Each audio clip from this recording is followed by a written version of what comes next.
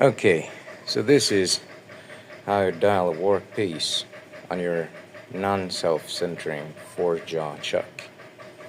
So you have to machine a radius here and here on your lathe.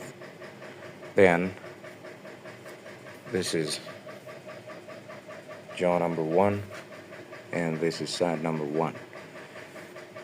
First you dial here. When you got to 100th of a millimeter, you come here. Then you go back. Then you come here. And then